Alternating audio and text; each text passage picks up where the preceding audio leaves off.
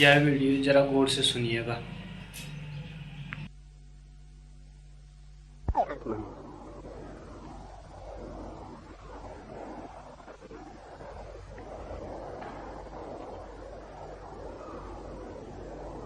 बीते 2 दिनों में मनुष्य के मन पर कौन सी जंजीरें हैं,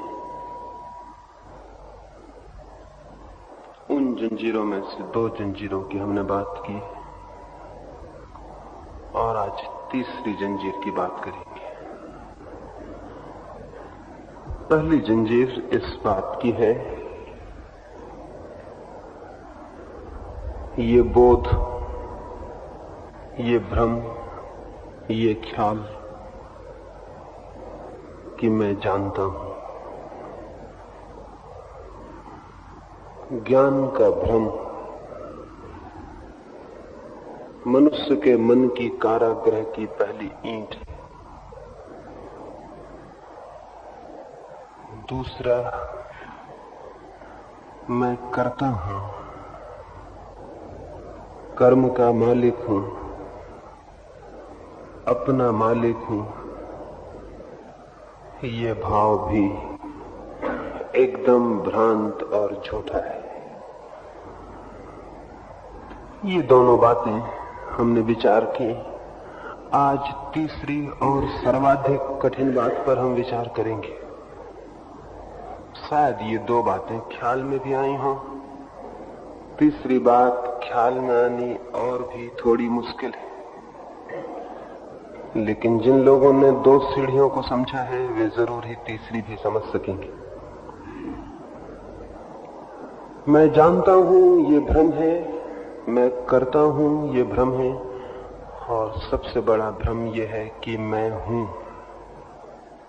मेरा होना।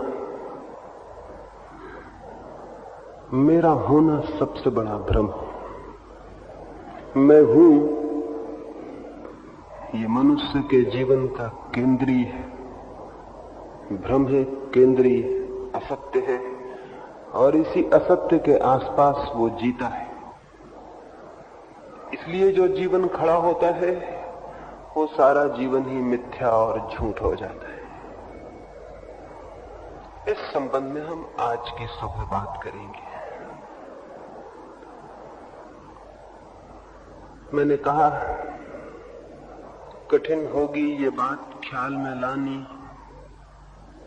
क्योंकि इसे तो हमने जन्म के साथ ही स्वीकार कर लिया है कि मैं हूं, और हमने न इस पर कभी विचारा, न इसकी कभी खोज की कि ये मैं क्या है, ये है भी या नहीं है, ये मैं कौन हूं। न हमने इसे खोजा, न सोचा, न हमने इसका कोई अनुसंधान किया। हमने इसे मान लिया है, हमने इसे स्वीकार कर लिया है। ये स्वीकृति हमारी एकदम अंधी है। ये तो इस बात से ही ज्ञात हो जाएगा कि हमें पता नहीं है कि मैं कौन हूं। जिस मैं को हम माने हुए बैठे हैं उसका हमें कोई भी पता नहीं है कि वो क्या है, और जिस चीज का हमें पता ही न हो कि वो क्या है उसे मान लेना अंधा तो होगा ही। लेकिन सामान्यतया हमने कुछ काम चलाऊ ख्याल पैदा कर लिए हैं जिनसे हमें लगता है कि मैं हूं, ये हूं, वो हूं। एक छोटी सी कहानी कहूं और उससे ही अपनी चर्चा शुरू करूं। एक रात एक सराय में एक नया मेहमान आया। सराय भरी हुई थी। रात बहुत बीत चुकी थी। उस गांव के दूसरे मकान बंद हो चुके और लोग सो चुके थे। सराय का मालिक भी सराय को बंद करता था, तभी वो मेहमान अपने घोड़े को लेकर वहां पहुंचा और उसने कहा कुछ भी हो, कहीं भी हो, मुझे रात भर टिकने के लिए जगह चाहिए ही। इस अंधेरी रात में अब मैं कहां खोजूं और कहां जाऊं। सराय के मालिक ने कहा ठहरना तो हो सकता है, लेकिन अकेला कमरा मिलना कठिन है। एक कमरा है, उसमें एक मेहमान अभी अभी आके ठहरा है, वो जागता होगा, क्या तुम उसके साथ ही उसके कमरे में सो सकोगे? वो व्यक्ति राजी हो गया। एक कमरे में 2 मेहमान ठहरा दिए गए। जो नया मेहमान आया था वो अपने बिस्तर पर लेट गया, न तो उसने जूते खोले, न अपनी पगड़ी निकाली, न अपना कोट अलग किया। वो सब कपड़े पहने हुए लेट गए। दूसरा आदमी जो वहां ठहरा हुआ था उसे हैरानी भी हुई, लेकिन अपरिचित आदमी से कुछ कहना ठीक न था, वो चुप रहा। लेकिन जो आदमी पगड़ी बांधे ही सो गया था वो करवटें बदलने लगा और नींद आनी उसे कठिन हो गई। दूसरे मेहमान ने अंततः संकोच तोड़ा और उसने कहा, मित्र, अगर बुरा न माने तो मैं सोचता हूं आपको इसीलिए नींद नहीं आ पा रही है कि आप जूते पहने हैं, सारे कपड़े पहने हैं, पगड़ी बांधे हुए, ऐसे कभी कोई सोया है? थोड़े शिथिल हो जाएं, थोड़े इन कपड़ों को अलग कर दें, थोड़े आराम से हो जाएं तो शायद नींद आ जाए। वह आदमी उठ के बैठ गया और उसने कहा, मैं भी सोचता हूं कि कपड़े अलग कर दूं, जूते अलग कर दूं, लेकिन एक बड़ी कठिनाई है, उस वजह से मैं अलग नहीं कर पा रहा हूं। अगर मैं अकेला होता इस कमरे में तो मैं कपड़े अलग कर देता, पगड़ी अलग कर देता, आराम से सो जाता, लेकिन तुम भी हो। तो उस आदमी ने कहा, मेरे होने से क्या कठिनाई? वो व्यक्ति बोला, कठिनाई ये है कि अगर मैंने अपने सारे कपड़े उतार के रख दिए तो सुबह मैं कैसे पहचानूंगा कि मैं कौन हूं? कपड़ों के कारण ही तो मैं पहचानता हूं कि मैं कौन हूं। अगर अकेला होता तो मैं समझ जाता कि मैं वही हूं और ये कपड़े मेरे हैं, लेकिन यहां 2 आदमी हैं। और रात भर की नींद के बाद जब मैं उठूंगा तो ये तय कैसे होगा कि मैं कौन हूं और ये कपड़े किसके? वो आदमी बहुत हैरान हुआ। उसने कहा, आश्चर्य की बात है, क्या आप अपने को अपने कपड़ों से पहचानते हैं? उस आदमी ने कहा, मैंने आज तक एक आदमी ऐसा नहीं देखा जो कपड़ों के अलावा और किसी चीज से अपने को पहचानता हो। कपड़ों से ज्यादा पहचान किसी की गहरी नहीं है। भीतर कौन है उसे तो कोई भी नहीं जानता, बाहर जो है उसी को हम सब जानते हैं, वो तो कपड़े से ज्यादा नहीं है।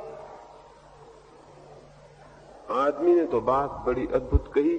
वो दूसरे व्यक्ति ने कहा, तब एक काम करें, नींद तो लेनी जरूरी है और आपने जो मसला उठा दिया वो बहुत कठिन है। अब एक ही रास्ता है, और आप न सो पाए तो मैं भी न सो पाऊंगा।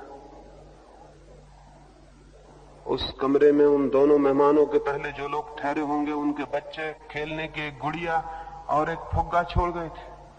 उस दूसरे आदमी ने इस पगड़ी बांधे वाले आदमी से कहा, आप कृपा करें कपड़े उतार दें, ये गुब्बारा पड़ा हुआ है इसको अपने पैर में बांध लें और ये गुड़िया अपने बिस्तर पर रख लें, ये आपके चिन्ह हो जाएंगे। सुबह जब आप उठेंगे तो आप जान लेंगे कि मैं कौन हूं और अपने कपड़े पहन लेना।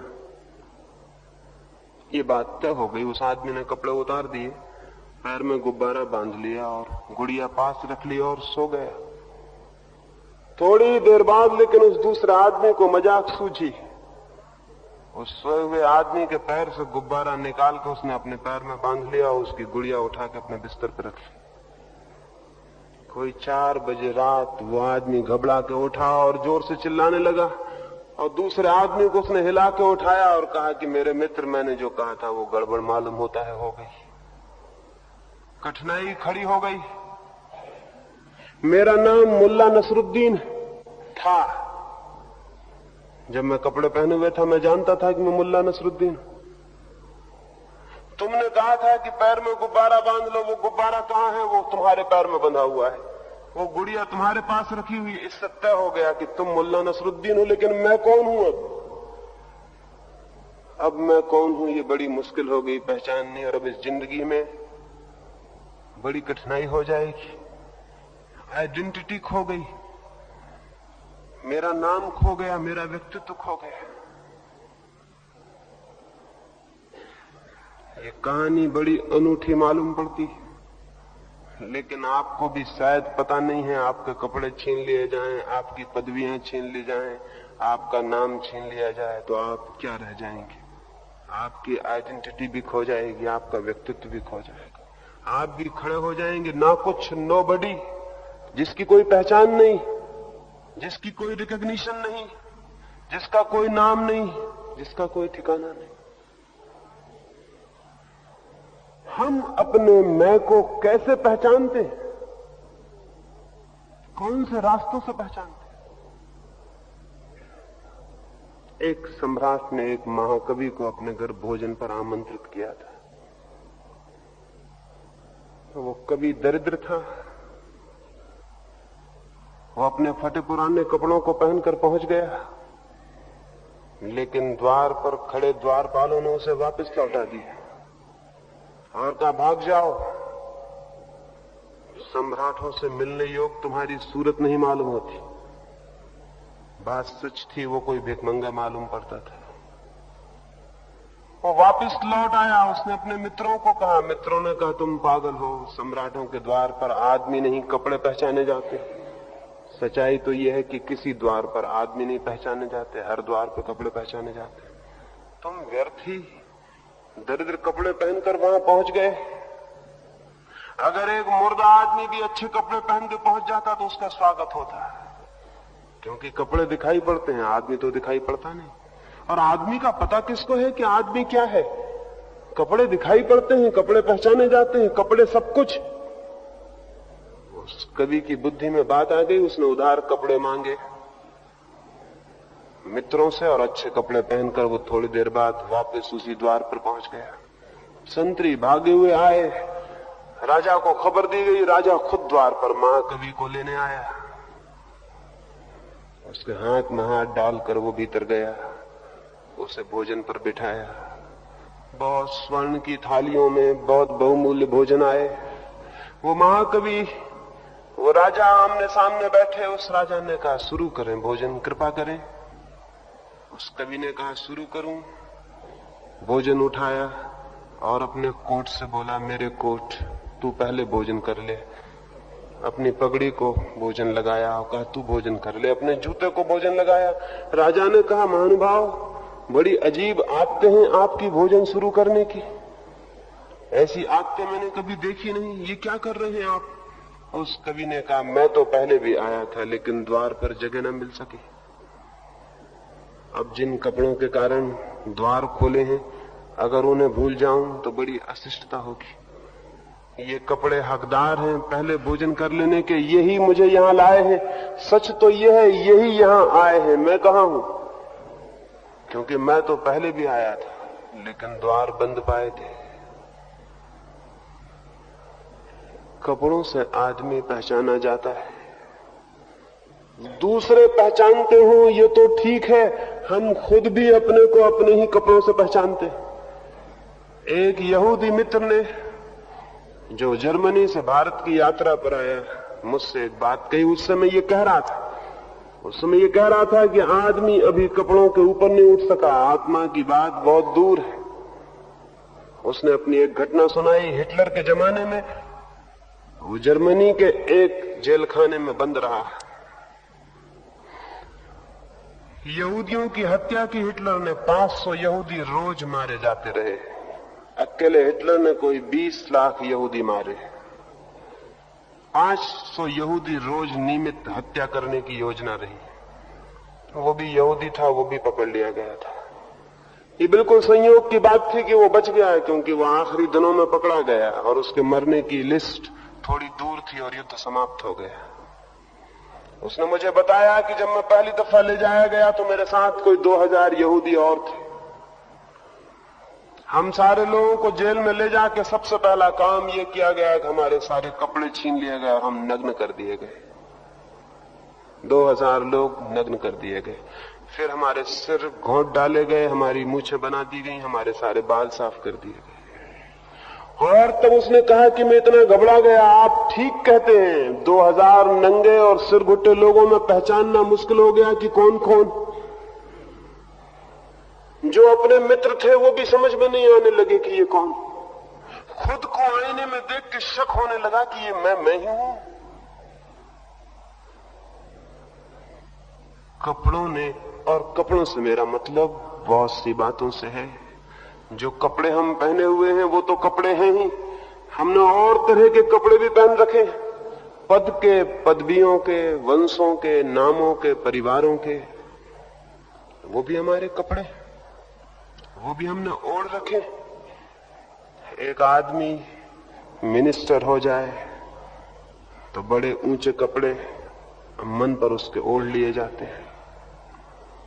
एक आदमी राष्ट्रपति हो जाए तो उसकी आत्मा पर बड़ी गहरे लबादे ओढ़ लिए जाते हैं, और उसकी राष्ट्रपति को नीचे उतार लो उसकी कुर्सी से, उसके कपड़े छिन जाएंगे, वो ना कुछ हो जाएगा, उसे फिर कोई पूछेगा नहीं, कोई फिक्र नहीं करेगा। बहुत तरह के कपड़े हमारे ऊपर इकट्ठे हैं, और इन्हीं कपड़ों को हम समझते हैं मेरा होना, मेरा अस्तित्व। मैं, धन हो, पद हो, यश हो, पदवी हो, प्रतिष्ठा हो, तो मेरा मैं मजबूत हो जाता है, न हो तो मेरा मैं छोटा हो जाता है, क्षीण हो जाता है। मरते वक्त नेपोलियन हार चुका था युद्ध में, और एक छोटे से द्वीप सेंट हेलेना में उसको बंद कर दिया गया था। अब नेपोलियन उन थोड़े से लोगों में से था जिन्होंने सारी जमीन को हिला दिया, जिन्होंने पहाड़ों से कहा हट जाओ तो पहाड़ों को हट जाना पड़ा, जिन्होंने कौमों से कहा मिट जाओ तो कौमों को मिट जाना पड़ा। उन थोड़े से लोगों में एक था। आखिरी वक्त हार गया और हेलेना में बंद कर दिया गया। पहले ही दिन सुबह उठ के वो घूमने निकला एक छोटी सी पगडंडी पर। उसका मित्र, उसका डॉक्टर उसके साथ था। छोटी थी, सकरी थी पगडंडी। उस तरफ से घास लेने वाली औरत घास का गट्ठा सिर पर लिए हुए आती थी। नेपोलियन के डॉक्टर मित्र ने चिल्ला के कहा, घसियालिन रास्ता छोड़ दे, देखती नहीं कौन रास्ते पर आ रहा है। लेकिन नेपोलियन ने कहा, मेरे मित्र तुम भूल करते हो, रास्ता हमें छोड़ देना चाहिए। अब नेपोलियन कहां है, अब मैं कौन, एक कैदी से ज्यादा नहीं। और नेपोलियन छोड़ के रास्ता खड़ा हो गया और उसने कहा, घास वाली को निकल जाने दो, वो कुछ है, मैं तो अब कुछ भी नहीं। मैं नेपोलियन था कल तक, और मैंने पहाड़ों से कहा होता रास्ते से हट जाओ तो पहाड़ हट गए होते। लेकिन आज मैं क्या हूं, एक घास वाली, फिर भी कुछ है। मैं तो कुछ भी नहीं, ना कुछ, नोबडी, मुझे हट जाने दो। वो नेपोलियन हट गया। ये नेपोलियन कल तक सब कुछ था, आज ना कुछ कैसे हो गया? क्या छिन गया इसके पास से? इसके वस्त्र छिन गए, इसके कपड़े छिन गए, इसकी कुर्सी छिन गई, अब ये ना कुछ है। हम सारे लोगों को भी ये जो ख्याल है कि मैं कुछ हूं, क्या ये हमें पता है कि हम क्या हैं, उसका ये ख्याल है, या केवल उन वस्त्रों का जो हमने पहन रखे?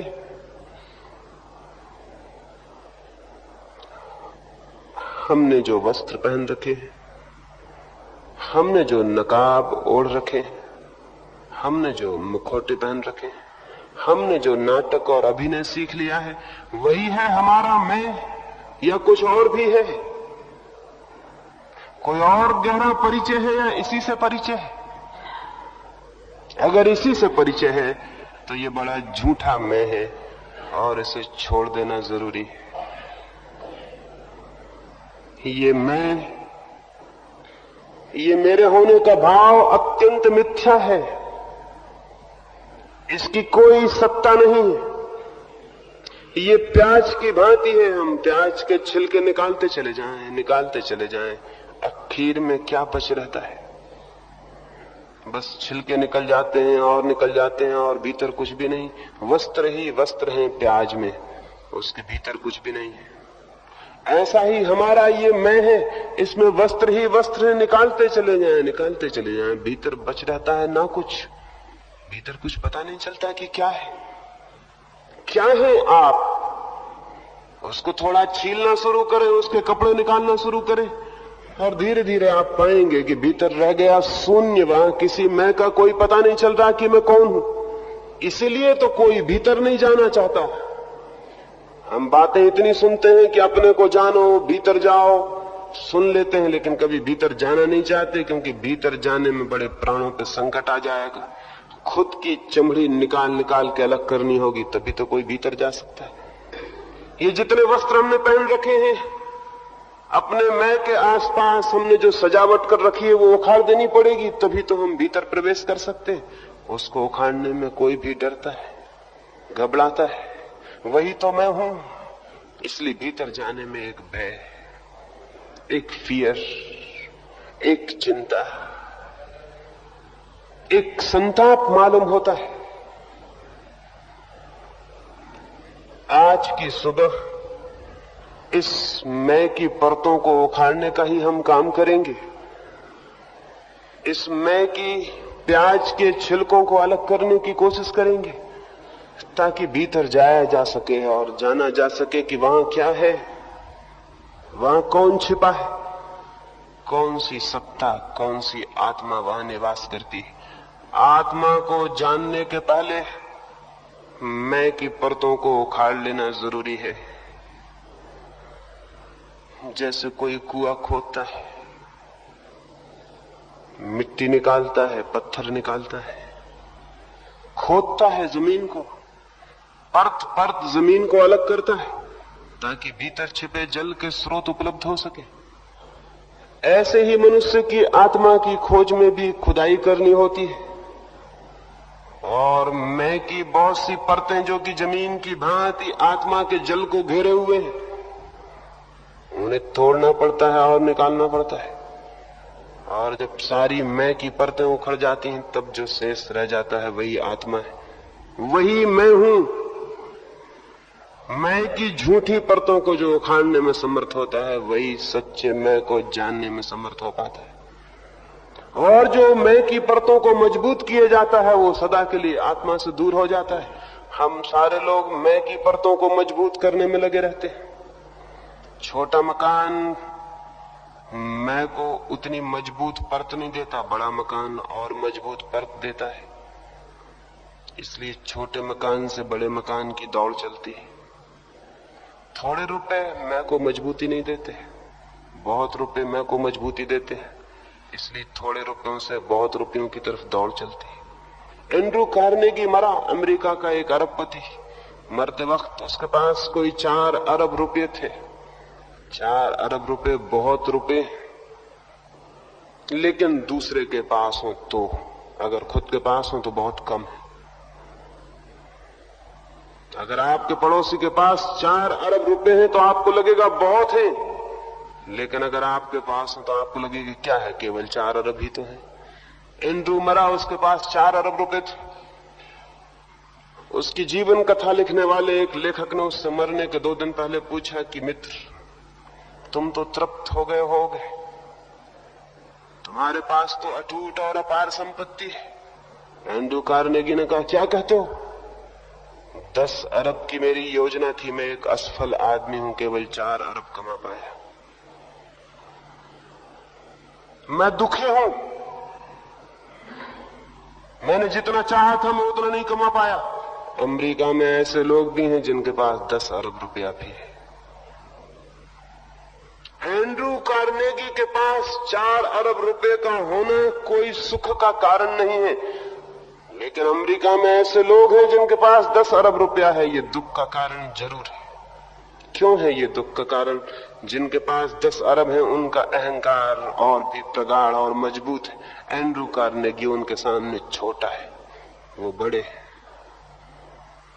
उनकी अस्मिता, उनकी ईगो और मजबूत है। कार्नेगी की बेचारे की थोड़ी छोटी है, उसके पास केवल 4 अरब रुपए। कार्नेगी दुखी मरा। दुनिया में कोई आदमी सुखी नहीं हो सकता। अहंकार किसी को सुखी नहीं होने देगा, क्योंकि अहंकार की सतत मांग ये होती है और आगे और आगे, क्योंकि जितना मिल जाता है वो तो अहंकार उसे आत्मसात कर लेता है और उसकी भूख खड़ी हो जाती है और आगे चाहिए। उसकी कोई तृप्ति नहीं है। तृप्ति इसलिए नहीं है कि अगर अहंकार कोई वास्तविक चीज होती तो उसकी तृप्ति भी हो सकती थी। वो बिल्कुल छाया है, छाया की कभी कोई तृप्ति नहीं हो सकती। एक राजमहल के द्वार पर एक सुबह बहुत भीड़ लग गई थी। एक भिखारी आया था और उसने अपना भिक्षा पात्र राजा के महल के द्वार के सामने फैलाया और राजा से उसने कहा, मुझे भिक्षा मिल सकेगी? उस राजा ने कहा, जिस द्वार पर तुम खड़े हो वहां से कभी कोई खाली हाथ वापस नहीं लौटता। क्या चाहते हो? जो चाहोगे मिल सकेगा। लेकिन उस भिक्षु ने कहा, सवाल ये नहीं है कि क्या मैं चाहूं, मेरी शर्त दूसरी है और आज तक मेरी शर्त कोई पूरी नहीं कर पाया। एक भिखारी राजा से ऐसा कहे तो राजा के अहंकार को चोट लग जानी स्वाभाविक है। राजा ने कहा, तुम पागल हो, क्या तुम्हारी शर्त है? बोलो, हम पूरा कर देंगे। उस भिखारी ने कहा, बड़ी छोटी है मेरी शर्त, लेकिन पूरा करने का वचन देने के पहले बहुत सोच लेना। ये जो भिक्षा पात्र है मेरे पास, जो तुम्हें देना हो, मिट्टी देनी हो मिट्टी सही, लेकिन एक शर्त पर स्वीकार करता हूं, मेरा पूरा पात्र भर देना, अधूरा मत रखना, खाली मत रखना। चाहे मिट्टी डाल देना तो राजी हूं, लेकिन अधूरा पात्र लेके वापस न जाऊंगा, पात्र पूरा भरना पड़ेगा। राजा हंसने लगा, छोटा सा पात्र था और राजा के पास क्या थी कमी, सारी जमीन जीत चुका था। उसने अपने मंत्रियों को कहा, जाओ हीरे जवाहरातों से इसके पात्र को भर दो। ये भी याद रखे कि राजाओं के द्वार पर मिट्टी दान में नहीं मिलती। और क्या छोटी सी तेरी मांग है कि पात्र को पूरा भर दो, और पात्र ही लाना था तो कोई बड़ा ले आना था। भिक्षु लेकिन खड़ा मुस्कुराता रहा। सदा ऐसा हुआ है, भिक्षु हमेशा राजाओं पर मुस्कुराते रहे, लेकिन बहुत कम राजा समझ पाए हैं कि भिक्षु क्यों मुस्कुराते हैं। वो भिक्षु मुस्कुराता रहा। वजीर भरकर ले आए हीरे जवाहरात, बहुत ज्यादा ले आए थे। पात्र बहुत छोटा था ताकि भिक्षु देख ले और उसकी आंखें समझ ले कि किसके द्वार पर वो आ गया। और वे हीरे जवाहरात उस पात्र में डाले गए, लेकिन भिक्षु हंसता रहा। वो हतप्रभ न हुआ उस चमक को देखकर, और थोड़ी देर में राजा की मुस्कुराहट खो गई, आंखों की रोशनी जाने लगी। भिक्षु का पात्र कुछ अजीब था, जितना भी उसमें डाला गया खो गया, उसे भरना कठिन हो गया। खजाने खाली होने लगे। सुबह बीत गई, दोपहर आने लगी, नगर भर में खबर पहुंच गई, भीड़ बढ़ने लगी। द्वार के समक्ष राजधानी इकट्ठी होने लगी। भिक्षु खड़ा था और हंस रहा था और राजा की हंसी समाप्त हो गई थी। और वजीर भागे हुए तिजोरियों से सोने चांदी को लाने लगे। हीरे जवाहरात चुक गए थे। सोना चांदी डाला जाने लगा, लेकिन पात्र था अजीब, भरता नहीं था। जो भी डाला जाता था खो जाता था उसमें। सांझ हो गई और राजा हार गया। असल में सांझ होते होते कौन राजा हार नहीं जाता है, सभी हार जाते हैं। सांझ हो गई, राजा हार गया और पैरों पर गिर पड़ा उस भिखारी के और कहा, क्षमा कर दो, भूल हो गई हमसे। कैसा है ये भिक्षा पात्र तुम्हारा, क्या है जादू इसमें? देखने में इतना छोटा और भरने में इतना अपूर्व, इतना दुष्पूर्व। खजाने मेरे खाली हो गए और तुम्हारा पात्र खाली का खाली है। कहां गया सब जो इसमें डाला गया? क्या है इसका रहस्य, क्या है मिस्ट्री? वो भिक्षु बोला, कोई रहस्य नहीं, कोई जादू नहीं। एक मरघट से निकलता था, एक आदमी की खोपड़ी मिल गई, उसी से मैंने ये भिक्षा पात्र बना लिया। और ये तो आप जानते हैं, आदमी की खोपड़ी कभी नहीं भरती, इसलिए भिक्षा पात्र भी कभी नहीं भरता है। बहुत राजा इस भिक्षा पात्र के सामने हार चुके हैं, ये कभी नहीं भरा है। और ये कहानी कुछ ऐसी नहीं है कि किसी एक महल के द्वार पर घट के समाप्त हो गई हो, ये हर आदमी के द्वार पर रोज घट रही है। हम अपनी अपनी खोपड़ी के भिक्षा पात्र में भरने में लगे, कभी भरता नहीं, भर नहीं सकता। भरने का कोई उपाय नहीं, कारण है कुछ न भरने का, कुछ कारण है। और वो कारण ये है कि जो चीज हो वो भरी भी जा सकती है, लेकिन जो हो ही ना उसे कैसे भरा जा सकता है। जो चीज हो उसे भरा जा सकता है, लेकिन जो हो ही नहीं उसे कैसे भरा जा सकता है। जिसका अस्तित्व हो उसके साथ कुछ किया जा सकता है, उसे भरा जा सकता है, खाली किया जा सकता है। लेकिन जिसका कोई अस्तित्व न हो, जिसका होना केवल कल्पना हो, उसके साथ कुछ भी नहीं किया जा सकता। जैसे इस कमरे में अंधकार भरा हो और हम सारे लोग अंधकार को निकालने की कोशिश करें, तो क्या हम अंधकार को निकाल पाएंगे? हम कितनी ही गठरियां बांधें, गठरियां बाहर चली जाएंगी, अंधकार यहीं रह जाएगा। हम कितने ही धक्के दें और पहलवानों को लिबलाएं, पहलवान थक जाएंगे और अंधकार यहीं रहेगा। अंधकार को निकाला नहीं जा सकता।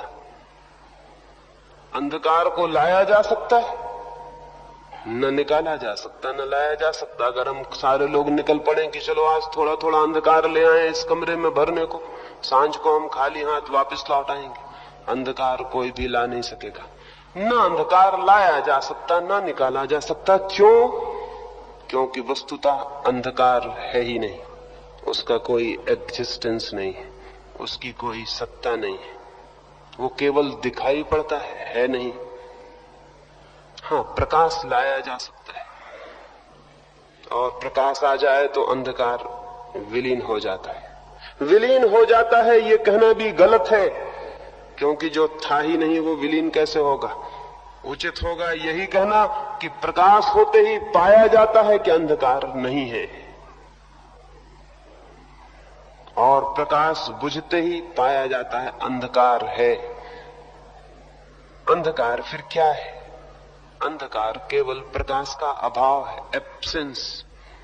अंधकार की अपनी कोई प्रेजेंस, अपनी कोई उपस्थिति नहीं है अंधकार की, वो खुद नहीं है, वो किसी का न होना है, वो किसी की गैर मौजूदगी है, वो किसी की एब्सेंस है, वो किसी की अनुपस्थिति है। खुद का उसका कोई होना नहीं है। इसलिए अंधकार के साथ हम कुछ भी नहीं कर सकते, न हम उसे ला सकते न निकाल सकते। अंधकार के साथ डायरेक्ट एक्शन नहीं हो सकता, कोई सीधा कृत्य नहीं हो सकता। अंधकार के साथ कुछ करना हो तो प्रकाश के साथ कुछ करना पड़ता है, उल्टे रास्ते से इनडायरेक्ट जाना पड़ता है। अंधकार की ही तरह है हमारा अहंकार, उसकी अपनी कोई सत्ता नहीं है, इसलिए अहंकार को न तो कोई भर सकता और न कोई निकाल सकता। उसका अपना कोई होना नहीं है। अगर उसके साथ कुछ भी करना हो तो आत्मा के साथ कुछ करना पड़ता है। आत्मा की अनुपस्थिति है अहंकार, आत्मा की एब्सेंस है अहंकार। जैसे अंधकार प्रकाश की अनुपस्थिति है, वैसे अहंकार आत्मा की अनुपस्थिति है। अहंकार के साथ सीधा कुछ भी नहीं किया जा सकता, लेकिन अहंकार के साथ हम दो काम करते हैं, हजारों वर्ष से करते रहे। एक काम तो है अहंकार को भरने का, उसकी कथा वही है जो उस भिक्षु की कथा है और उसके पात्र की। भरते हैं भरते हैं भरते हैं, भरते भरते खुद मिट जाते हैं और पाते हैं अहंकार नहीं भरा, वो वहीं के वहीं उतना का उतना, वैसा का वैसा खाली है। क्या आप सोचते हैं सिकंदरों, नेपोलियनों, हिटलरों के अहंकार भर जाते? नहीं। सिकंदर ने मरने के पहले दुख जाहिर किया था। उसने कहा था कि मैं बहुत दुखी हूं, भगवान बहुत अजीब है, इसने केवल एक ही दुनिया बनाई, कम से कम दो तो बनानी थी, ताकि कोई आदमी जीतना चाहे तो दो दुनिया जीत सके। एक ही दुनिया, केवल एक दुनिया है जीतने को। सिकंदर को दुख था कि कम से कम दो दुनिया होनी चाहिए, कम से कम दो तो बनानी थी, जीतने वाले को कुछ सुविधा तो होती। एक ही दुनिया है केवल। अहंकार अगर पूरी दुनिया जीत ले तो फौरन सोचेगा कि दूसरी दुनिया कहां है। ये जो चांद तारों पे जाने की इतनी कोशिश चल रही है, इसके पीछे बहुत गहरे में मनुष्य का अहंकार है। जमीन काफी नहीं है, चांद तारे जीतने होंगे, दूर के सितारों पर राज्य कायम करना होगा, वहां झंडे गड़ाने होंगे, और इसलिए बड़ी जोर की दौड़ है। पता नहीं रूस पहले झंडा गाड़ दे चांद पर कि अमेरिका, कौन मालिक हो जाए उसका। अब अहंकार आकाश में लड़ रहे हैं, दूसरी दुनिया की खोज हो गई। अगर सिकंदर को उसकी कब्र में पता चल जाए तो बड़ी बेचैनी होगी उसे कि चांद खोज लिया गया। बड़ी गलती की जो 2000 साल पहले पैदा हुए। आज पैदा होना था तो न केवल जमीन के मालिक हो सकते थे बल्कि चांद के भी। लेकिन कोई चांद से हल होने को नहीं है, क्योंकि दुनिया बहुत बड़ी है और अहंकार अपूर है, दुष्पूर है, उसे भरने का कोई रास्ता नहीं। कितना ही भरे वो खाली रह जाता है, और खाली रह जाने से दुख होता है, पीड़ा होती है। खाली रह जाने से चिंता होती है, उसे भरने का मन होता है। हम सारे लोग जो दुखी और पीड़ित हैं, उस दुख और पीड़ा में क्या है? वो अहंकार जो नहीं भरा जा सक रहा है, वो जगह खाली। तो सोचते हैं कि शायद आगे जगह पहुंचने से वो भर जाए, तो जिस छोटी कुर्सी पे मैं बैठा हूं बड़ी कुर्सी पे पहुंच जाऊं तो भर जाए। लेकिन हमारी आंखें अंधी, हम देखते नहीं कि उस बड़ी कुर्सी पे जो बैठा है वो भी उतना ही दुखी है और आगे की बड़ी कुर्सी को देख रहा है। उस बड़ी कुर्सी पे जो बैठा है वो भी उतना ही दुखी है और आगे की बड़ी कुर्सी पे देख रहा है। जमीन पर कहीं कोई एकाध आदमी ऐसा है जो आगे न देख रहा हो। अगर कहीं कोई ऐसा आदमी मिल जाए तो समझ लेना कि वो आदमी परमात्मा का आदमी है जो आगे न देख रहा हो, और जान लेना कि उस आदमी ने आत्मा जैसी कोई चीज जानी होगी, क्योंकि जो आगे की तरफ देख रहा है वो अहंकार की दौड़ में है। फिर हो सकता है कि वो आगे उदयपुर से दिल्ली की तरफ देख रहा हो, या ये भी हो सकता है उदयपुर से स्वर्ग की तरफ देख रहा हो, या ये भी हो सकता है उदयपुर से मोक्ष की तरफ देख रहा हो। इससे कोई फर्क नहीं पड़ता। आगे की तरफ जो देख रहा है वो अहंकार की दौड़ में है। ख्याल है कि वहां पहुंच जाऊं तो पूर्ति हो जाएगी। लेकिन जो आदमी इस भाषा में सोचता है कि वहां पहुंच जाऊं तो सब ठीक हो जाएगा, वहां पहुंचने पर भाषा तो यही रहेगी, दिल तो यही रहेगा, दिमाग तो यही रहेगा। वो और आगे का सोचने लगेगा वहां पहुंच जाऊं तो सब ठीक हो जाएगा। और ये मन कहीं नहीं बदलता, इसलिए मनुष्य की खोपड़ी का भिक्षा पात्र कभी नहीं भरता है। ये हमारा अहंकार है जो नहीं भरने देता। अहंकार दुख और पीड़ा है। फिर क्या करें? तो शिक्षक और उपदेशक मिल जाते हैं जो कहते हैं छोड़ दो इस अहंकार को। ये अहंकार दुख है तो छोड़ दो, अहंकार दुख है तो हटा दो, अहंकार दुख है तो भगवान के चरणों में डाल दो, समर्पण कर दो। अहंकार दुख है तो विनम्र हो जाओ, निरअहंकारी हो जाओ। बड़ी ठीक बात मालूम पड़ती, तर्कयुक्त मालूम पड़ती। छोड़ दो अहंकार को। लेकिन जो है ही नहीं उसे क्या छोड़ा जा सकता है? जो है ही नहीं उसे छोड़ा जा सकता है? ये बात तो बड़ी लॉजिकल, बड़ी तर्कयुक्त मालूम पड़ती है। हजारों साल से कही जा रही है अहंकार छोड़ो। छोटे छोटे बच्चों को हम समझाते हैं अहंकार छोड़ो, स्कूल में समझाते हैं, समाज में समझाते हैं, शिक्षक, गुरु, साधु, सन्यासी समझा रहे हैं अहंकार छोड़ो। लेकिन इससे ज्यादा मूर्खतापूर्ण और कोई बात नहीं हो सकती। अहंकार छोड़ा नहीं जा सकता है, क्योंकि अहंकार है ही नहीं। अगर होता तब तो हम उसे भर ही लेते, छोड़ने का सवाल क्या था? जैसे अंधकार नहीं छोड़ा जा सकता, वैसे ही अहंकार भी नहीं छोड़ा जा सकता है। अगर छोड़ा जा सकता होता तो दुनिया की ये धार्मिक शिक्षाएं आदमी को अब तक बदल देती। नहीं छोड़ा जा सकता, बल्कि उल्टे परिणाम होते। अहंकार छोड़ने वाला जितना अहंकारी हो जाता है वैसा अहंकारी खोजना कठिन है। बड़ी सूक्ष्म हो जाती है उसकी अस्मिता, बड़ा दबा लेता है अपने अहंकार को। विनम्र लोगों की आंखों में देखें, जो लोग कहते हैं हमने अहंकार छोड़ दिया, उनके पास जाएं तो हैरान हो जाएंगे। उनका अहंकार बहुत अद्भुत है। हाँ, उनके अहंकार के रास्ते दूसरे हैं, इसलिए पहचानने में देर लग सकती है, लेकिन अहंकार वहां मौजूद है बड़े सूक्ष्म मार्गों से। जो ये कहता है मैं विनम्र हूं, ये घोषणा भी अहंकार की ही घोषणा है। मैं विनम्र हूं, ये घोषणा भी अहंकार की ही घोषणा है।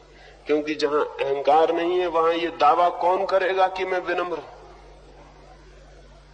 कौन करेगा ये दावा? और अगर आप किसी ऐसे आदमी से जो कहता है मैं विनम्र हूं कह दें कि हाँ आप तो हैं, लेकिन हमारे गांव में आपसे भी ज्यादा विनम्र आदमी, तो वो दुखी हो जाएगा। उसके अहंकार को चोट लग जाएगी कि मुझसे भी ज्यादा विनम्र आदमी कोई और हो सकता। इसलिए विनम्र आदमी इस बात की कोशिश करते हैं कि मैं विनम्र हूं, और दूसरे जो विनम्र हैं वो झूठे विनम्र हैं, वो सच्ची विनम्रता नहीं। एक साधु दूसरे साधुओं के बाबत समझाता फिरता है कि वो कहे कि साधु हैं, अहंकारी हैं, विनम्र तो मैं हूं। लेकिन ये घोषणा कौन कर रहा है? ये सूचना कौन कर रहा है? ये विज्ञप्ति कौन कर रहा है कि मैं विनम्र हूं? ये मैं की विनम्रता कोई विनम्रता हो सकती है? ये अहंकार की ही सूक्ष्मतम परत है, लेकिन दिखाई नहीं पड़ती, क्योंकि हम एक ही तरह के अहंकार को जानते हैं, भरने वाले अहंकार को। खाली करने वाले अहंकार को हम नहीं जानते।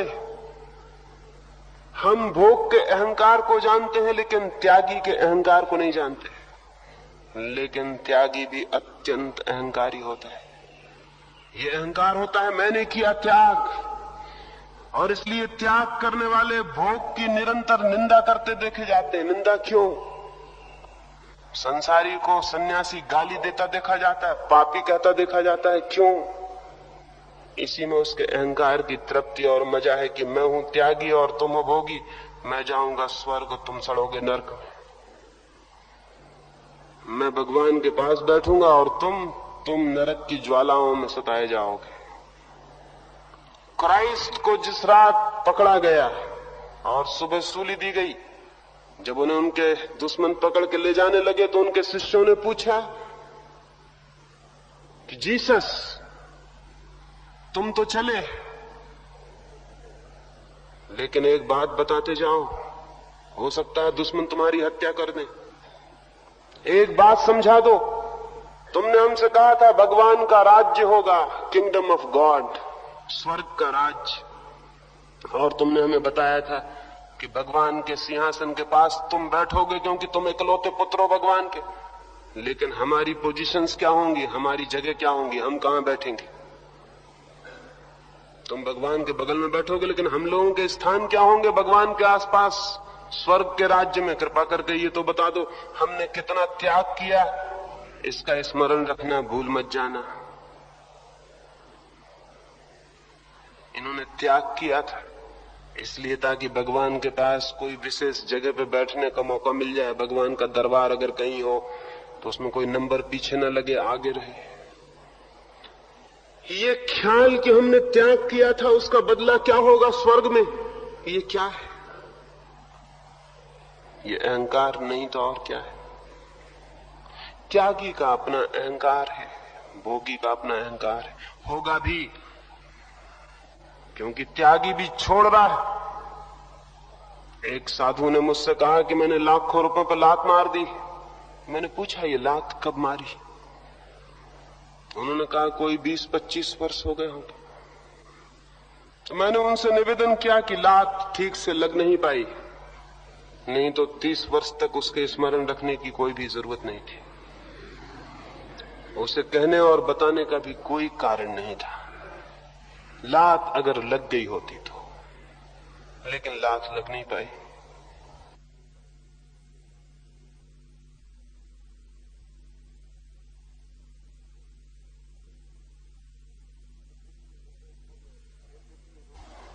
यद्यपि रुपए खो गए लेकिन लात नहीं लग पाई। और जब लाखों रुपए उनके पास रहे होंगे तो मैंने उनसे कहा कि जरूर आपको इसका रस आता रहा होगा कि लाखों रुपए मेरे पास है, मैं कुछ हूं। और फिर जब आपने उन लाखों रुपयों को छोड़ दिया तो दूसरा रस आने लगा कि मैंने लाखों रुपयों पर लात मार दी, मैं कुछ हूं। उस मैं कुछ हूं में कोई फर्क नहीं पड़ा, वो वहीं के वहीं खड़ा है। लाखों रुपए थे तो वो था, लाखों रुपए छोड़ दिए तो वो है। और मैं आपसे निवेदन करता हूं, पहले होने से दूसरा होना ज्यादा मजबूत है। पहला होना बहुत कच्ची दीवार पर खड़ा हुआ था कि लाखों रुपए हैं, लाखों रुपए छीन भी सकते थे, दिवाला निकल सकता था, नुकसान हो सकता था, हुकूमत बदल सकती थी, न मालूम क्या क्या हो सकता था, लाखों रुपए छीन सकते थे और वो मैं कुछ हूं मिट सकता था। लेकिन लाखों रुपयों का त्याग अब कोई भी नहीं छीन सकता, इसका कोई दिवाला नहीं निकल सकता। अब ये अहंकार बहुत परमानेंट है, अब ये बहुत स्थायी है।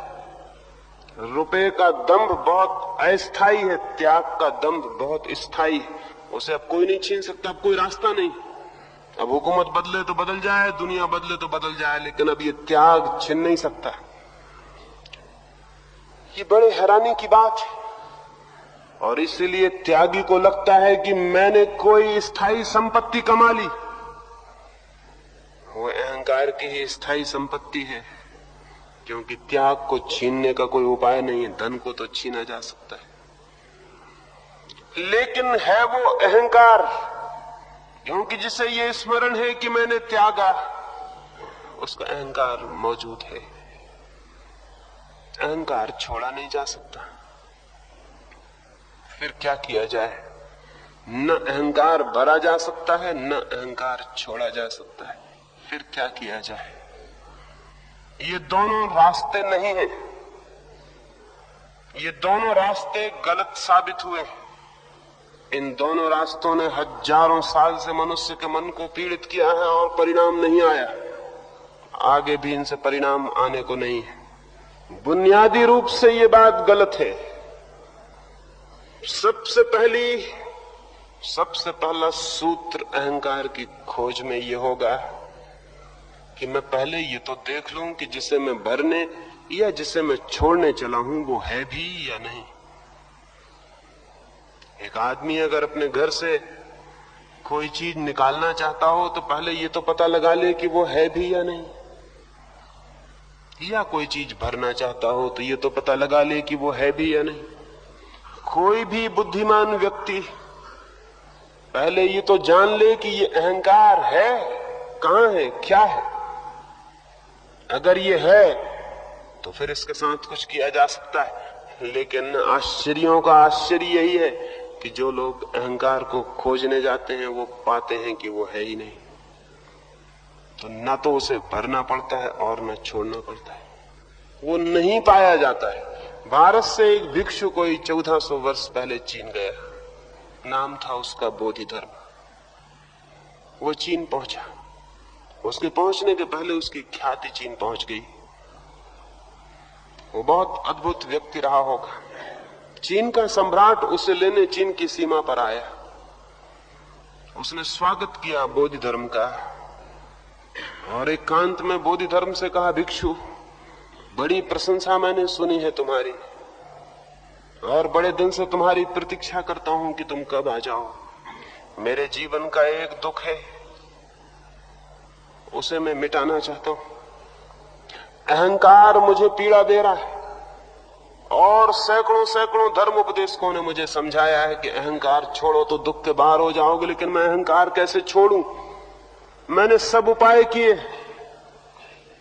मैंने उपवास किए, मैंने रूखे सूखे भोजन किए, मैं गद्दियां छोड़कर जमीन पर सोया, मैंने शरीर को कृशकाय कर लिया, मैं भूखों मरा, मैंने सब तरह के भोग बंद किए, मैंने सब तरह के अच्छे वस्त्र पहनने बंद कर दिए, सर्दियां और गर्मियां मैंने लंगोटियों पर गुजारी।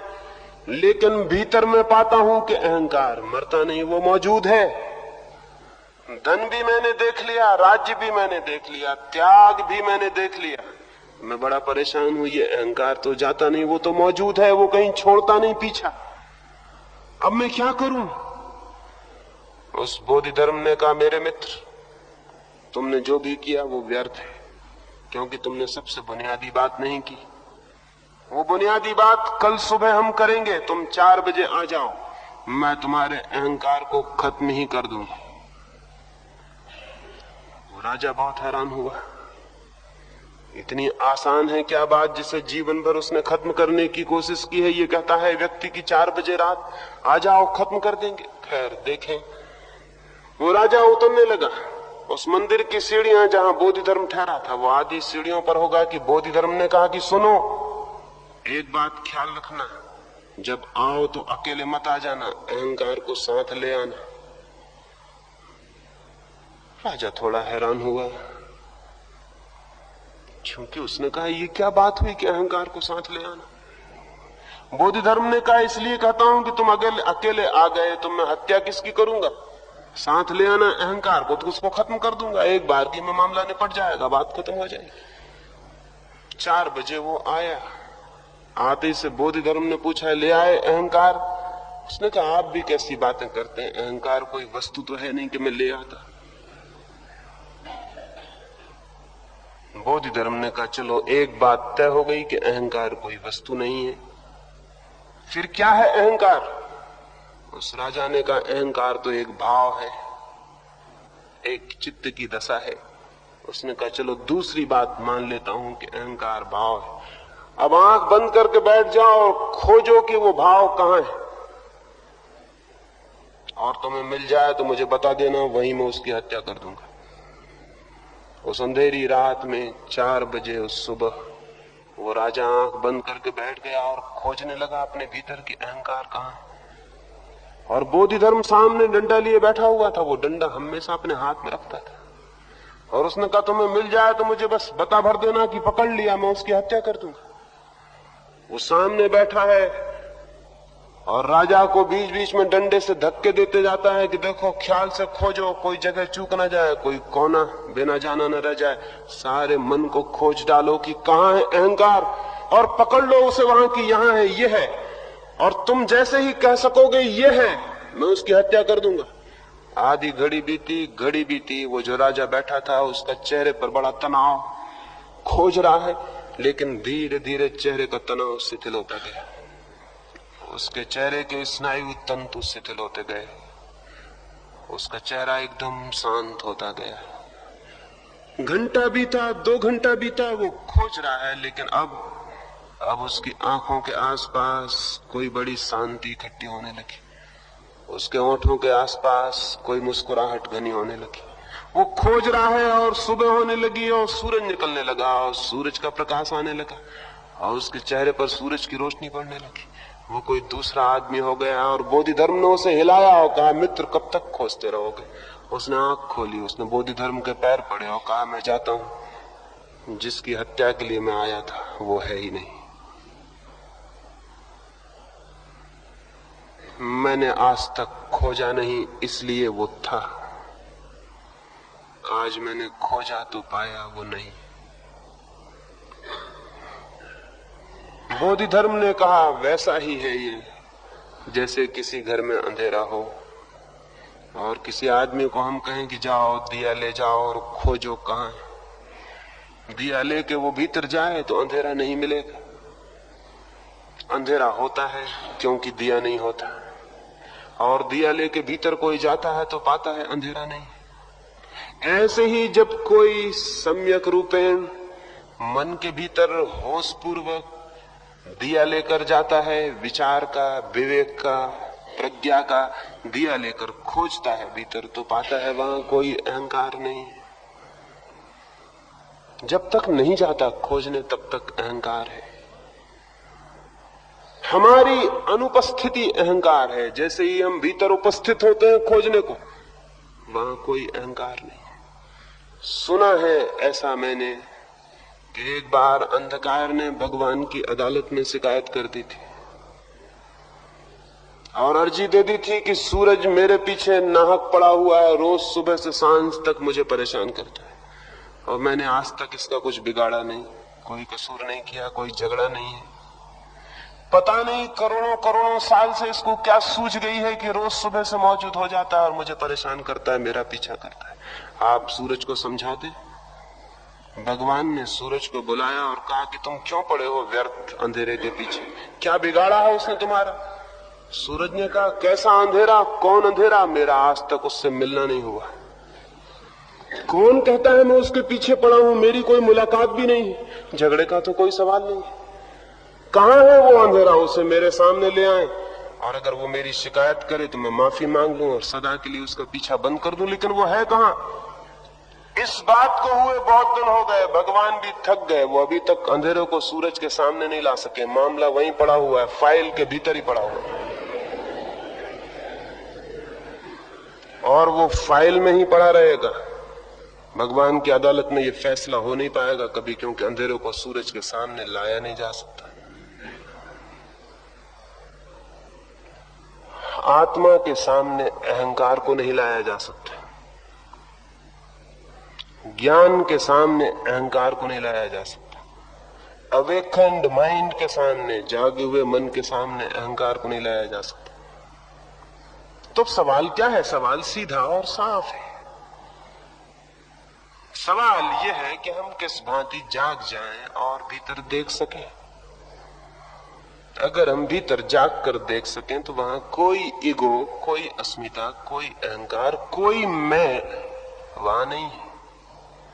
फिर वहां जो है वही परमात्मा है, फिर वहां जो है वही मोक्ष है, फिर वहां जो है वही निर्वाण है। फिर उसे कोई कोई नाम दे दे, इससे कोई भेद नहीं पड़ता। वहां जो है वही परम आनंद, वही परम सत्य है। कैसे हम जाग जाएं? कैसे हम भीतर ज्योति जगा लें? कैसे भीतर दिया जल जाए और हम खोज सकें? जल सकता है, ज्योति मौजूद है, दिया मौजूद है, सब कुछ मौजूद है, सिर्फ हमारी दृष्टि उस ओर नहीं है, सिर्फ हमारा ख्याल, सिर्फ हमारे विचार की दिशा और गति उस ओर नहीं है, सब मौजूद है। चित्त पूरी तरह तैयार है,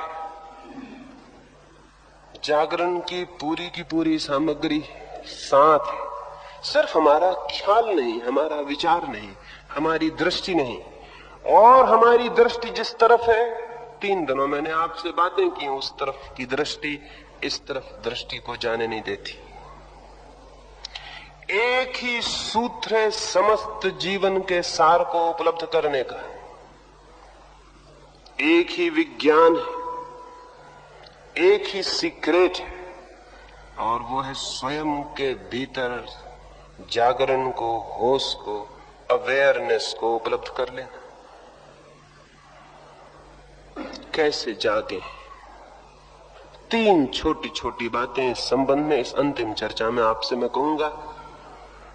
वे बातें छोटी हैं, लेकिन उनका प्रयोग बहुत बृहद परिणाम ला सकता है। उससे बड़ा और कोई परिणाम किसी बात से नहीं आता। एक छोटी सी चिंगारी पूरे पर्वत में आग लगा सकती है। ऐसे ही छोटे से 3 सूत्र हैं जागरण के, वे उपलब्ध हो तो अहंकार नहीं पाया जाता है, और जो पाया जाता है वही आत्मा है। पहला सूत्र, हमारे चारों तरफ जो जगत है उसके प्रति हमें जागृत होना चाहिए, सोए हुए नहीं। हम उसके प्रति सोए हुए हैं। क्या आपको ख्याल है कभी आपने सड़क पे चलते हुए लोगों को 5 मिनट के लिए रुक के होश से देखा हो? क्या आपको ख्याल है कि दरख्तों के पास बैठ के आपने 5 मिनट दरख्तों को होश से देखा हो? क्या आपको ख्याल है सुबह उगते सूरज को 5 क्षण ठहर कर आपने पूरे विवेक से देखा हो, पूरे जागरण से? रात के आकाश के तारे कभी देखे हो? सब भांति शांत और मौन होकर देखा हो?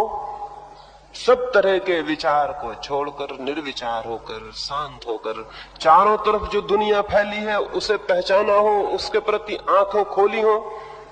नहीं खोली। हम करीब करीब सोए सोए चले जाते हैं, चलते रहते हैं सोए सोए। सोए सोए चलने का, स्लीपिंग हालत में चलने का मतलब मेरा, दुनिया बाहर होती है, हम भीतर ऑक्युपाइड होते हैं, भीतर विचार में उलझे होते हैं। विचार की एक धुंधली परत भीतर चलती रहती। बाहर सड़क पर आप चले जा रहे हैं, लोग समझते हैं आप सड़क पे चल रहे हैं, और हो सकता है मन में आप आकाश में उड़ रहे हैं। लोग समझ रहे हैं आप सड़क पे चल रहे हैं, और हो सकता है आप अपने घर में अपनी पत्नी से झगड़ा कर रहे हैं। लोग समझते हैं आप सड़क पे चल रहे हैं, हो सकता है आप इजराइल में किसी की हत्या कर रहे हो। आप कहां हैं, चल कहां रहे हैं, ये दोनों दो बातें। चित्त आपका कहीं और है, चलना कहीं और, तो चलना सोया हुआ होगा, जागा हुआ नहीं हो सकता। कोई भी क्रिया जागी हुई तब होती जब चित्त भी वहीं होता है जहां क्रिया होती है। तो बाहर के जगत के प्रति जागरण का प्रयोग कैसे करें? कभी अचानक ठहर जाएं, चलते चलते रास्ते पर रुक जाएं और जरा देखें चारों तरफ क्या है।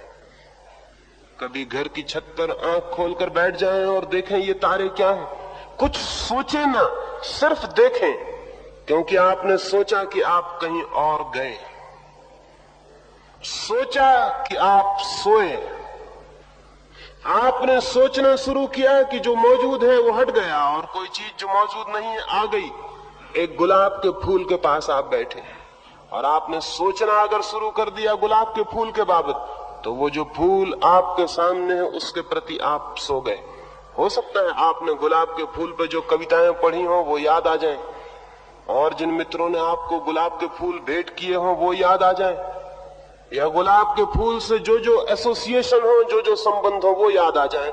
लेकिन ये गुलाब का फूल जो मौजूद है इसके प्रति आप सो गए, आपका मन कहीं और गया। चीजों के प्रति जागने का मतलब है सोचे नहीं, देखें। और हम देखने में इतने असमर्थ हो गए हैं कि एक पति अपनी पत्नी जिसके पास वो वर्षों से रह रहा है उसको भी नहीं देख पाता, उसको भी उसने कभी आंख भर के पूरी तरह देखा नहीं। एक पिता अपने बेटे को कभी देखता नहीं कि पूरी तरह देखा हो, क्या है ये। एक मित्र अपने मित्र को नहीं देखता है, और आप हैरान हो जाएंगे। कभी जरा 5 मिनट आंख बंद कर लें और अपने माँ का चेहरा स्मरण करें, आप हैरान हो जाएंगे, आपको माँ का चेहरा तक स्मरण नहीं आएगा। कभी देखा ही नहीं ठीक से, स्मरण कैसे आएगा। 5 मिनट आंख बंद करके ख्याल करें मेरी माँ का चेहरा कैसा, तो सब रेखाएं धुंधली हो जाएंगी, वहां कुछ दिखाई नहीं पड़ेगा। बड़ी हैरानी होगी कि माँ का चेहरा भी मुझे स्पष्ट मेरी स्मृति में नहीं है। क्यों? हाँ, ऐसे अगर ख्याल ना करें तो शायद आपको यह ख्याल होगा कि मुझे याद है अपनी माँ का चेहरा। लेकिन आज ही आप जरा कोशिश करना आंख बंद करके, तो आपको पता चलेगा कि सब रेखाएं मिट जाती हैं, बिगड़ जाती हैं। माँ का चेहरा भी पकड़ में नहीं आता कि ठीक ठीक कैसा है। माँ की आंख कैसी थी, कैसी है, क्या उसकी आंखों में भाव है, वो कुछ भी ना पकड़ेंगे। कभी आपने देखी नहीं है गौर से? किसने देखी अपनी माँ की आंख को गौर से? जिसे हम प्रेम करते हैं उसको भी हमने कभी देखा थोड़ी। उसके पास से निकल जाते हैं सोए सोए, दूसरी 25 बातें सोचते हुए उसके पास बैठे रहते हैं। जिस मित्र को हम प्रेम करते हैं उसको गले से लगाए बैठे रहते हैं, लेकिन हमारा मन तो न मालूम कहां होता है। इसलिए दिखाई हम पड़ता है कि हम किसी को गले से लगाए, लेकिन हमारे बीच हजारों मीलों का फासला होता है, क्योंकि हम कहीं और होते हैं। ऐसा सारा जीवन सोया सोया है। इस सोए सोए जीवन में जब हम बाहर के प्रति ही नहीं जाग सकते तो भीतर के प्रति क्या जागेंगे? वो तो बहुत कठिन बात है। तो पहला सूत्र है बाहर के प्रति जागना। जो भी बाहर दिखाई पड़े, बहुत है बाहर, क्या नहीं है बाहर, उसे बहुत ध्यान से देखना, बहुत ध्यान से सुनना, सारी इंद्रियों का अत्यंत ध्यान से बहुत इंटेंसिवली उपयोग करना। भोजन करते वक्त पूरी तरह स्वाद लेना जरूरी है। आंख खोल के फूल को देखते वक्त पूरी तरह उसके सौंदर्य को पी लेना जरूरी है।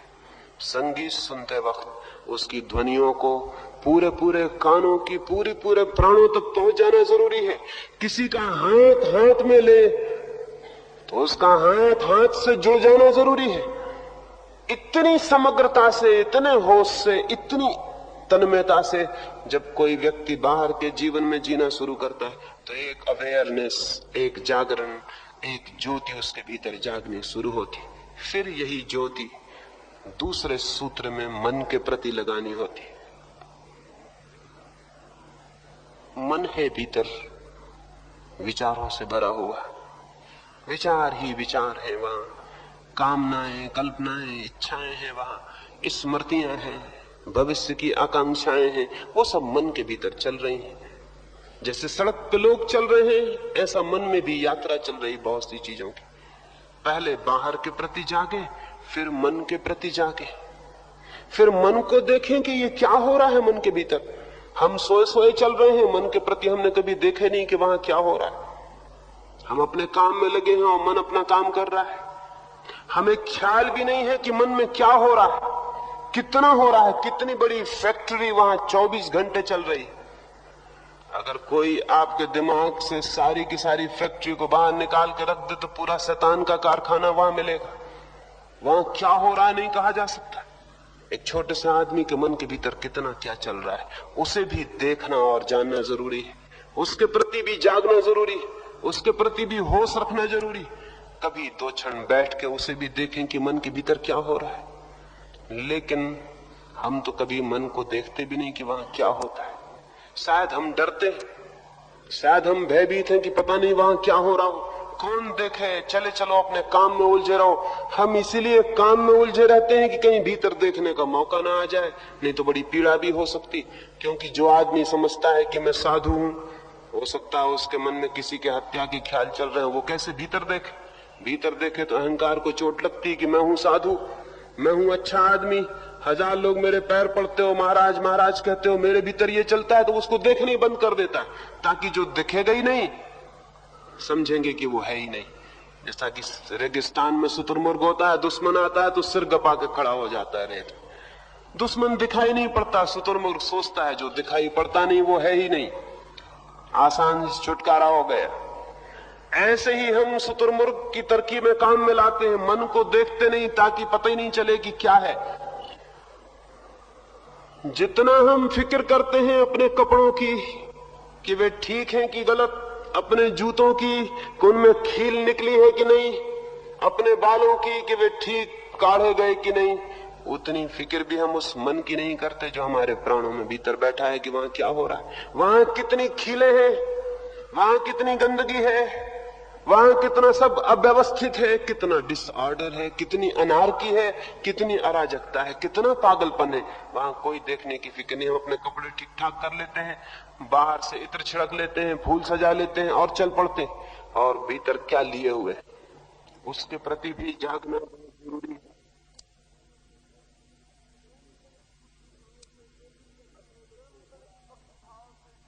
अत्यंत निष्पक्ष भाव से जो भी चलता हो मन में, बुरा भला कुछ भी, उसे शांति से देखते रहें, देखते रहें, देखते रहें, और आप हैरान हो जाएंगे। उसे देखते देखते ही आपको 2 बातें पता चलेंगी। एक कि जिसे आप देख रहे हैं वो और आप अलग हैं। एक ये बहुत क्रांतिकारी बोध होगा कि विचारों को जिन्हें आप देख रहे हैं वे अलग हैं, आप अलग हैं।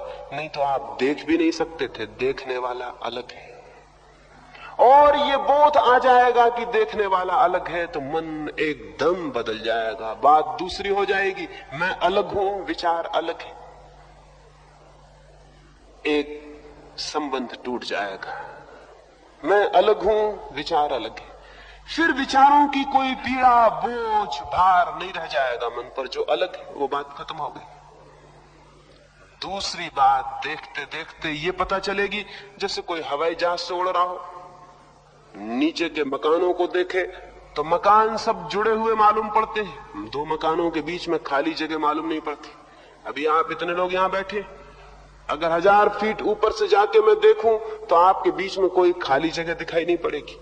लेकिन मैं धीरे धीरे धीरे धीरे करीब आऊं तो हर आदमी और उसके पड़ोसी के बीच में खाली जगह दिखाई पड़ेगी, इंटरवल होगा, गैप होगा।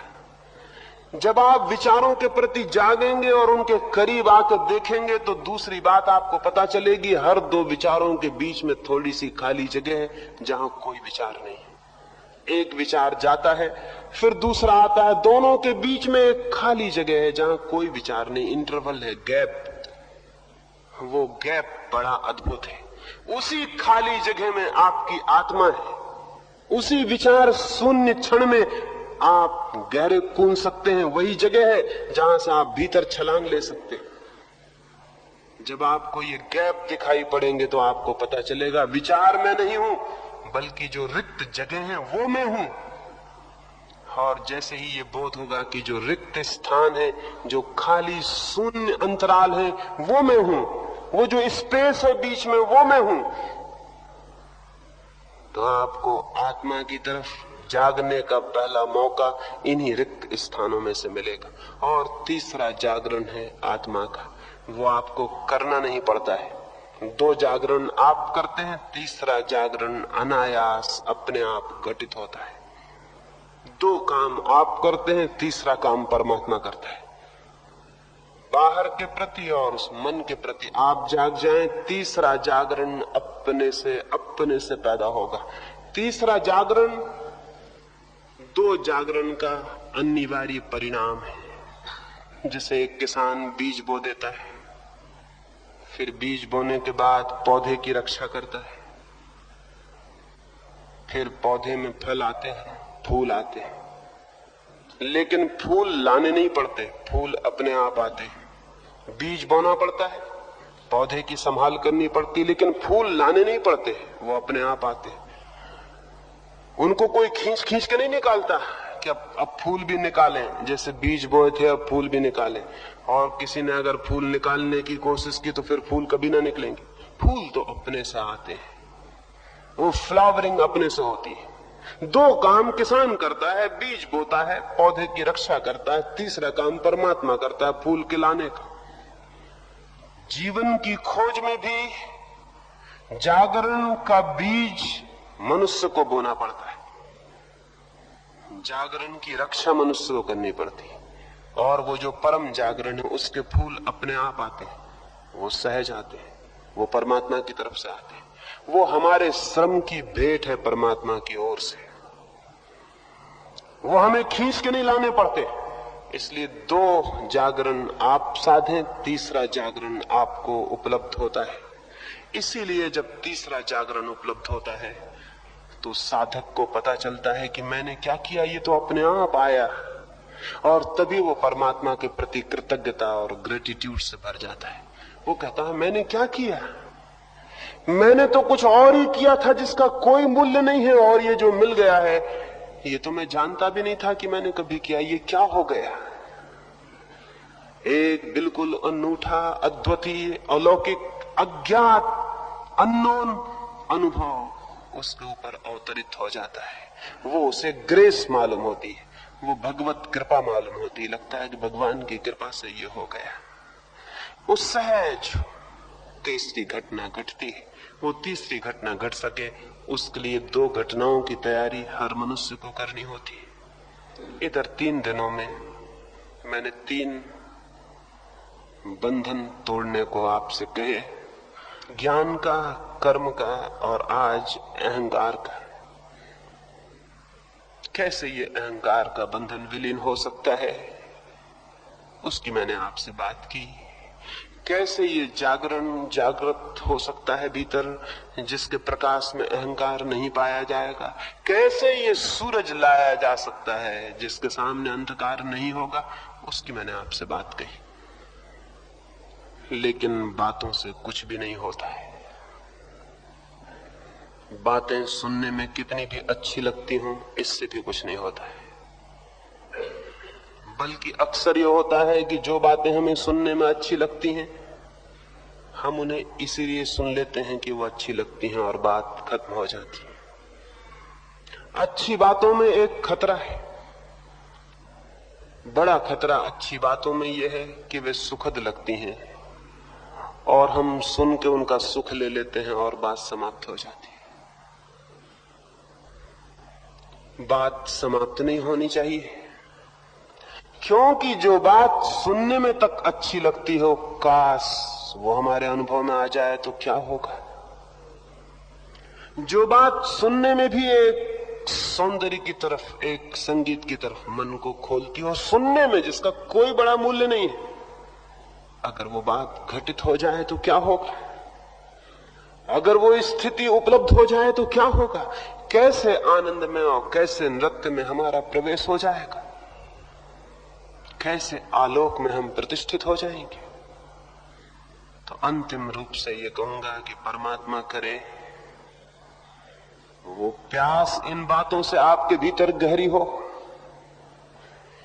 जो इन बातों को केवल सुनने का सुख न बनाए, बल्कि किसी दिन अनुभूति के आनंद में परिवर्तित कर दे। तो अंतिम रूप से ये बात कहता हूं, परमात्मा प्यास को जगाए, गहरी करे, आपके प्राणों को परेशान कर दे, आपको इतने असंतोष से भर दे, इतनी गहरी प्यास से भर दे कि आप बेचैन हो उठे, जब तक कि उस तरफ का द्वार न खुल जाए जहां से शांति के सागर की धारा उपलब्ध होती है। आप पागल हो उठे जब तक कि वो द्वार न खुल जाए, उस द्वार को ठोकते ही चले जाएं, पीटते ही चले जाएं, जब तक कि उस द्वार से खुलने की खबर ना आ जाए। क्राइस्ट ने कहा है, knock and the door shall be opened unto you. खटखटाओ और द्वार तुम्हारे लिए खुल जाएंगे। लेकिन मैं तो ये कहता हूं, खटखटाने की तो बात दूर, द्वार के करीब तो आओ, द्वार के पास तो आओ। पास आते ही द्वार खुल जाएंगे। और ये भी बात दूर कि द्वार खुल जाएंगे, सच तो यह है कि हम दूर खड़े हैं इसलिए द्वार बंद है, हम पास हुए कि द्वार खुले ही हुए हैं। परमात्मा के द्वार बंद नहीं, लेकिन हम दूर खड़े हैं। यही उनके बंद होने का एकमात्र कारण है और कोई भी नहीं।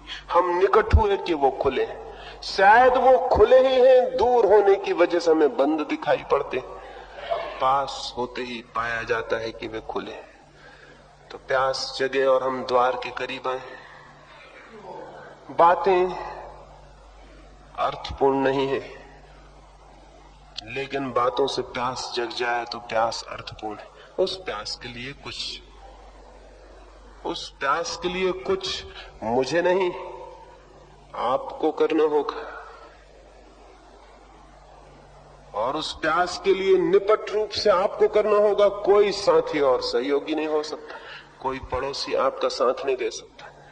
अपने ही निगूढ़ अंतरतम में, अपने ही एकांत में, अपने ही प्राणों के भीतर उस प्यास को जगाना होगा। जो जगा लेते हैं वे धन्यता को उपलब्ध हो जाते हैं, जो नहीं जगा पाते उनका जीवन एक दुख स्वप्न से ज्यादा नहीं। इतनी ही बात अभी सुबह मुझे आपसे कहनी है। कुछ और आपके प्रश्न होंगे इस संबंध में, वो मैं दोपहर और रात बात करूंगा। अब हम सुबह के ध्यान के लिए थोड़ी देर बैठेंगे, 10 मिनट के लिए।